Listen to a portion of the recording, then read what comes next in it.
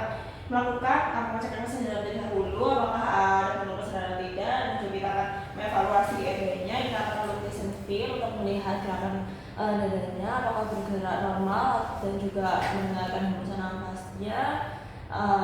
Oke, dan juga merasakan hembusan nafasnya, merasakan nafas. Oke. Setelah itu kita akan memberikan terapi airway tanpa alat ya. Setelah itu, tapi sebelumnya kita akan cuci tangan terlebih dahulu. Oke, setelah itu kita akan memberikan terapi airway tanpa alat, yaitu seperti chin lift ataupun jaw thrust. Tapi kita bisa lihat dulu apakah ada patah pada area C-spine. Kalau misalnya ada patah di area C-spine, kita bisa melakukan jaw thrust saja tanpa melakukan chin lift. Oke, jadi kita bisa coba terlebih dahulu, yaitu kita akan melakukan chin lift, di mana kita satu tangan jari di dahi pasien, lalu kita satu jari yaitu di bawah mandibula pasien, lalu kita akan angkat mandibula pasien ke arah anterior seperti ini untuk merupakan kita luruskan jarum nafasnya. Oke, setelah itu chin lift. Selanjutnya yaitu jaw thrust. Jaw thrust itu bisa kita akan mengangkat rahang bawah dari rambut mandibular, yaitu meletakkan jari satu kedua tangan pada rambut mandibular dekat angulus di sebelah sini, lalu kita akan angkat. Oke, kita akan mendorong mandibular ke depan. Oke, setelah itu kita juga bisa akan melakukan finger sweep, yaitu dengan menggunakan dua jari, yaitu akan membuka bagian tubuh pasien, dan juga tiga jari kita akan balut dengan kasar dan kita swipe cairan-cairan yang ada di mulut pasien. Oke, selanjutnya kita jika ada indikasi yaitu patah bagian servikal, kita dapat melakukan proteksi tulang belakang servikal. Oke, itu kita akan posisi berada di atas pasien. Setelah itu kita akan menjepit kepala pasien dengan menggunakan lengan bawah setinggi telinga, lalu kedua telapak tangan memegang bahu dan ibu jari mengangkat ke atas. Nah, ini kita di daerah telinga ya, setinggi telinga kita akan menjepitnya. Oke, lalu kita angkat untuk memasangkan collar brace-nya. Kita akan meminta bantuan asisten untuk mengambil collar brace dan bantal pasien. Oke, baik,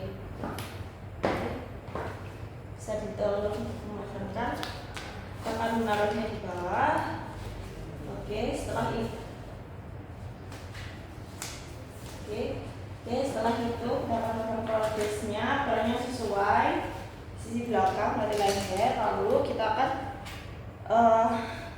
rekatkan dua sisi collar yang lainnya.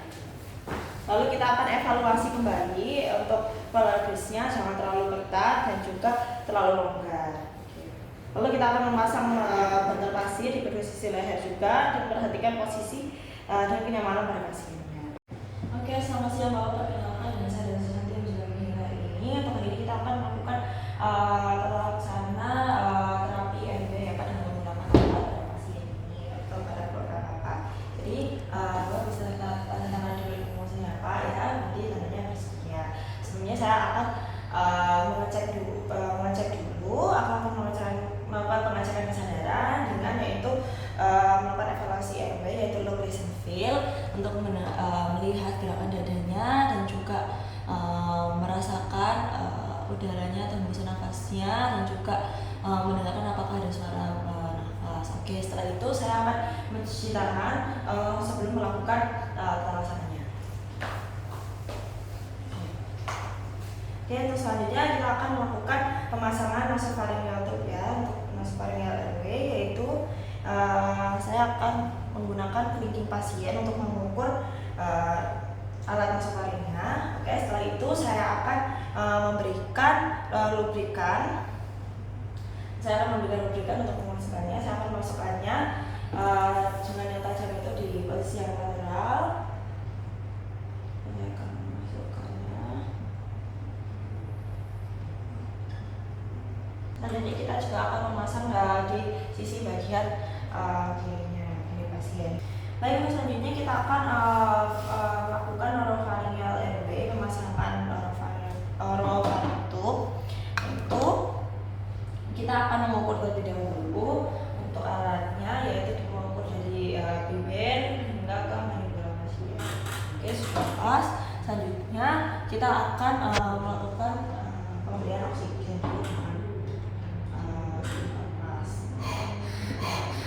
Setelah itu kita akan melakukan pemasangan organ itu. Itu yang pertama kita akan memasangnya buka mulut pasien dengan metode cross finger atau teknik dengan waktu dari ini. Selanjutnya memasukkan pita orofaring dengan cekungan menghadap ke atas, ulangi pasien agar tidak mendorong lidah pasien jatuh ke belakang. Setelah itu setelah masuk kita akan memutar 180 derajat hingga dengan ujung distal pada hipofaring. Oke, selanjutnya kita akan evaluasi ulang ilmunya. Oke, setelah itu kita akan melakukan pemasangan ETT atau endotracheatum. Kita akan tentukan dulu apa yang mau dipakai untuk ETT-nya. Setelah itu kita akan melakukan pemasangan pulse oximeter threshold 2 bila ada, kemudian berikan ventilasi tekanan positif dan oksigenasi. Oke, setelah itu kita akan memposisikan pasien dengan posisi sniffing, yaitu dengan leher sedikit fleksi, kepala ekstensi, dan bisa meletakkan satu bantal di bawah kepala. Selanjutnya kita akan melepaskan oropharyngeal airway-nya jika setelah itu tangan kiri akan memegang laryngoscope, yaitu kita akan melakukan pemasangan laryngoscope. Kita akan memasukkan secara gentle, yaitu dari kiri akan bergeserkan ke daerah kanan, lalu kita akan masukkan hingga nempel ke epiglotis, lalu kita akan bisa melihat hingga terlihat dari dekat vokalisnya. Setelah itu terlihat, kita akan melakukan setelah itu jika bila tidak terlihat, kita minta bantuan untuk melakukan burn maneuver untuk backup blood pressure pada cricoid sampai terlihat backup vokalis. Oke, pada pasien ini sudah terlihat ya backup vokalisnya. Selanjutnya kita akan melakukan pemasangan ETT di mulut bagian kanan. Kita akan memasukkan ETT-nya masuk dalam. Kita akan masukkan. Melalui vokalis. Nah, pada laki-laki kedalamannya 23 dan pada perempuan 21. Dan pada pasien ini karena laki kita akan masukkan hingga ke 20 ke batas 23 cm.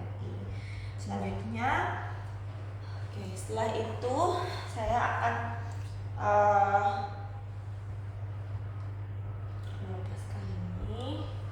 Setelah itu kita akan melakukan fiksasi dengan tape.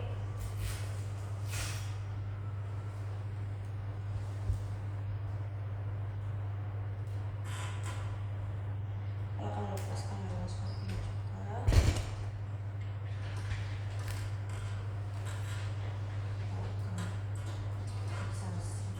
Setelah itu kita akan menggunakan bagian dalam, yaitu dengan 20 cc udara.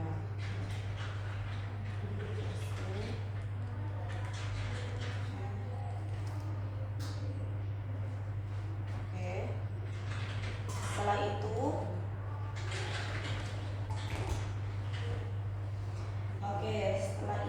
kita akan evaluasi kembali. Setelah itu kita akan memasangkan back valve nas dengan ETT tube-nya.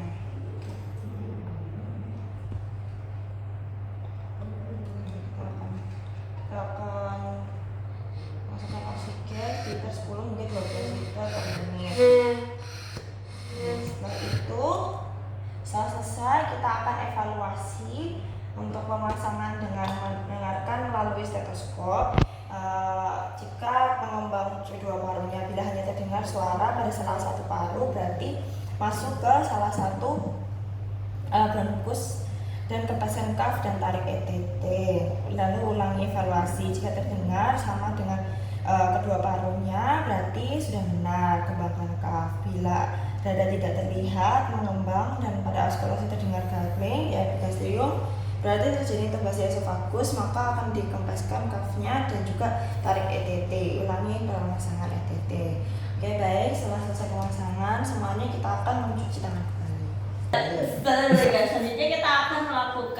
penanganan yaitu untuk tersedak, yaitu kita akan melakukan back blow dan juga melakukan Heimlich maneuver. Dulu kita cek dulu apakah pasien bisa membatukkan dirinya. Bu, coba batuk. Oke, bisa sedikit tapi masih ada kesempatan ya. Lalu kita lihat, cek juga apakah mukanya berubah menjadi biru atau gimana. Oke, selanjutnya yaitu akan back blow. Kita akan hentakkan yaitu dengan titik di antara scapula. Oke.